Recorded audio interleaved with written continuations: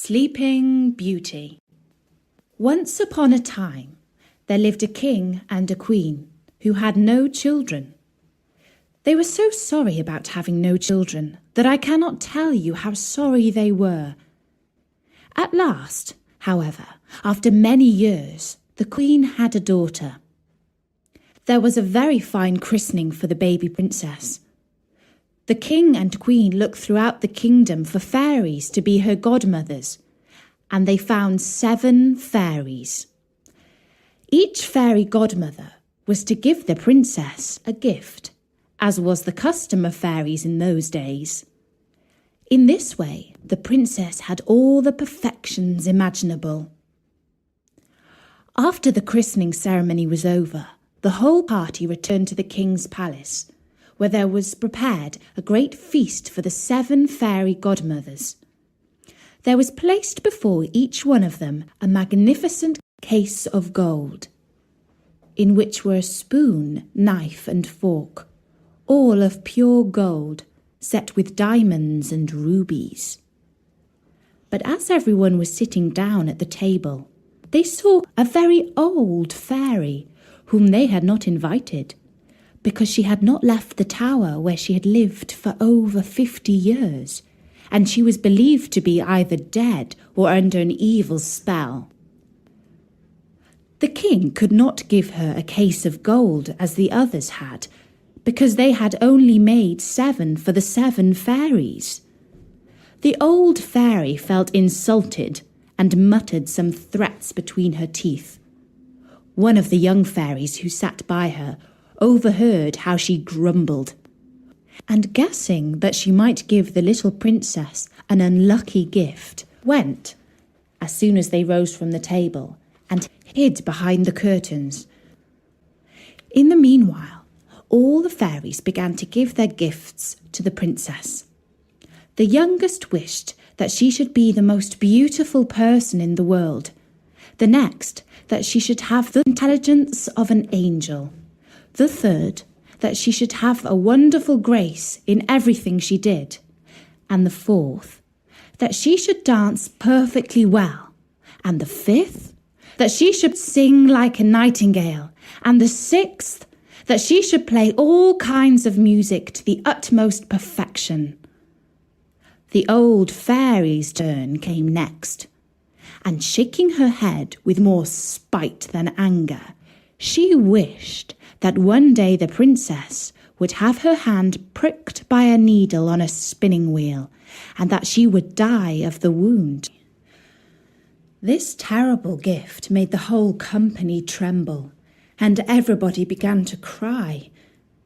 At this very instant, the young fairy came out from behind the curtains and spoke these words aloud. "Assure yourselves, O king and queen, that your daughter shall not die of this disaster. It is true, I have no power to undo entirely what the elder fairy has done. The princess shall indeed pierce her hand with a needle on a spinning wheel, but instead of dying, she shall only fall into a deep sleep, which shall last 100 years, at the end of which a king's son shall come and awake her." The king, to avoid the misfortune foretold by the old fairy, immediately made a law by which everybody was forbidden, on pain of death, to use a spinning wheel, or to have any spinning wheel in their house. About 15 or 16 years later, on a day when the king and queen were busy in a far corner of the vast palace, the young and beautiful princess amused herself by running up and down the corridors and going up from one apartment to the other. Eventually, she came into a little room at the top of the tower, where a good old woman alone was spinning with her wheel. For this good old woman had never heard of the king's law against spinning wheels. The princess said, "What are you doing there, good old woman?" "I am spinning sheep's wool into the thread, so that I can knit it into a cardigan." "Ah," said the princess, That's very clever. I've never seen that done before. How do you do it? Give it to me so that I may see if I can do the same." Now, whether it was because she was in too much of a hurry, or whether it was because she was clumsy, or whether it was because the old fairy had wished it so, I cannot say. But no sooner than the princess took the spinning wheel than she pricked her hand on the needle and she fell down into a faint. The good old woman, not knowing what to do, cried out for help. People came rushing from all over the palace, and they came in great numbers. When they saw the princess lying in a deep, deep sleep on the floor, they threw cold water on her face. They loosened her clothes. They struck her on the palms of her hands, and they rubbed her temples with smelling salts, but nothing they could do would wake the princess. And now the king, who heard the great commotion from the far end of the palace, remembered the terrible warning of the fairies, and guessing what had happened, came rushing to the tower. There he saw the princess lying in a deep, deep sleep, and he ordered her to be carried into the finest apartment in his palace, and to be laid upon a bed all embroidered with gold and silver. If you had seen her, you might have taken her for a little angel. She was so very beautiful, for her swooning away had not paled her complexion. Her cheeks were like roses. Her lips were like sea coral. Indeed, her eyes were shut, but she was heard to breathe softly, which persuaded everyone that she was not dead. The king commanded that they should not disturb her, but let her sleep quietly till her hour of awaking was come. When this accident happened to the princess, the good fairy who had saved her life by condemning her to sleep for 100 years was in the kingdom of Matakin, 12,000 miles away. But she quickly heard the terrible news from a little dwarf who had 100-mile boots with which he could tread over 100 miles of ground in a single step. The fairy came immediately, and she arrived at the palace about an hour later in a fiery chariot drawn by dragons. The king took her hand as she stepped out of her chariot, and they both went to look at the sleeping princess. As the fairy was very good at thinking and planning ahead, she realized that in 100 years' time, when the princess would wake up, she might not know what to do with herself, being all alone in this old palace. And so this is what she did. She touched with her wand everything in the palace: nannies, maids of honour, ladies of the bedchamber, gentlemen, officers, stewards, cooks, undercooks, cleaners, guards, pages, footmen. She also touched all the horses in the stables and fields, the fierce guard dogs in the outer court, and pretty little Mopsy too, the prince's little puppy, which lay by her on her bed. Immediately, as soon as she touched them, they all fell asleep, so that they might not awake before their princess, and that they might be ready to serve her when she wanted them. Even the great fires in the ovens of the kitchen, that were just then roasting partridges and pheasants, fell asleep too. All this was done in a moment. Fairies do not take long to finish their business. And now the king and the queen, having kissed their dear child without waking her, went out of the palace and made an order that nobody should dare to come near it. This, however, was not necessary, for in a quarter of an hour's time there grew up all round about the palace grounds such a vast number of trees, great and small, bushes and brambles, entwining one another, that neither man nor beast could pass through, so that nothing could be seen but the very tops of the towers of the palace. Nobody doubted but the fairy had demonstrated a very extraordinary sample of her power, and that the princess, while she continued sleeping, might have nothing to fear from any curious people. When 100 years had passed by, the son of a king from another family had gone a-hunting in that part of the country where the palace used to be.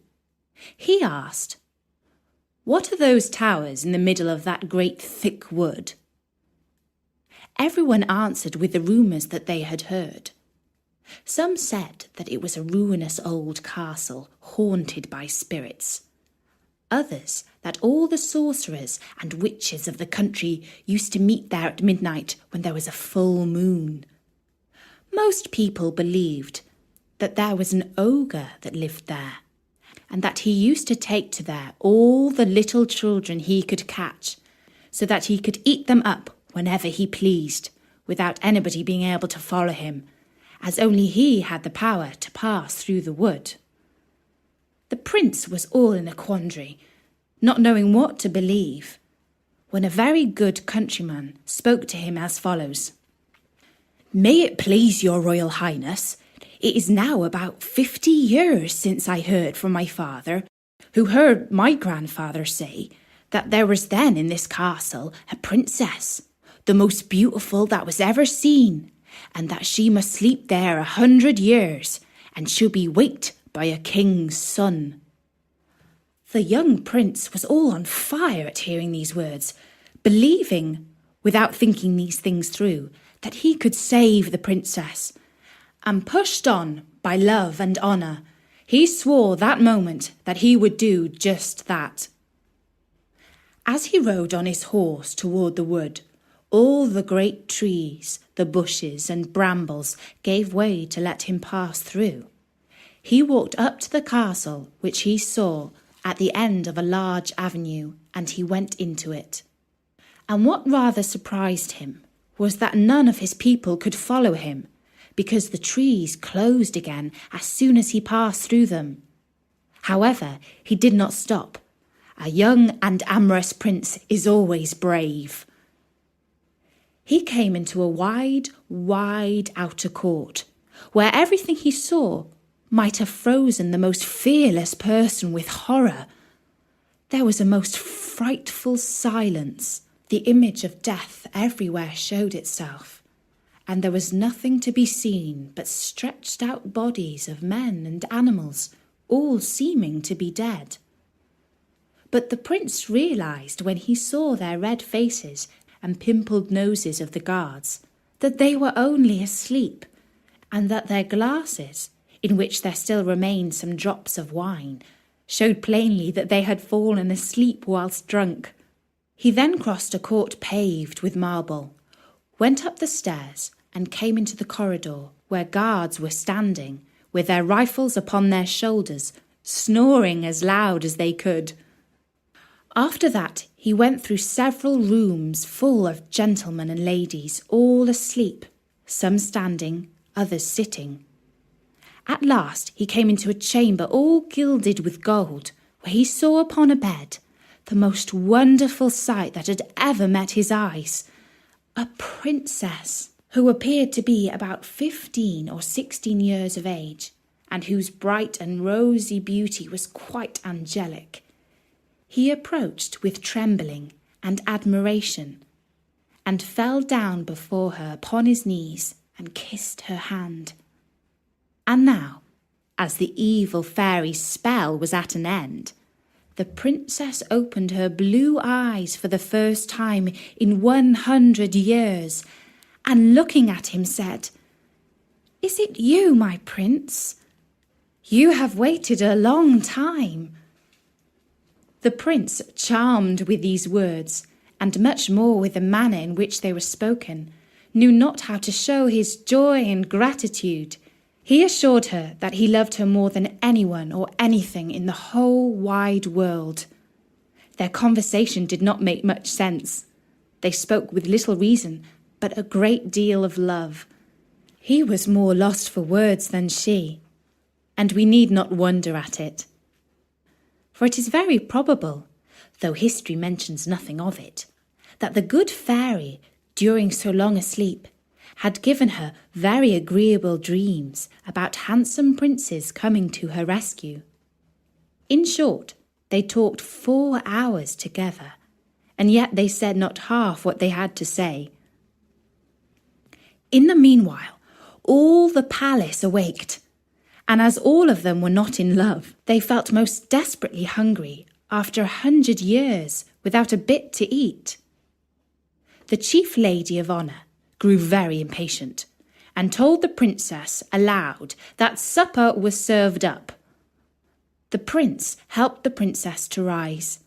She was entirely dressed and very magnificently, but His Royal Highness took care not to tell her that she was dressed in the fashion of 100 years ago, like his great-grandmother. She looked not a bit less charming and beautiful for all that.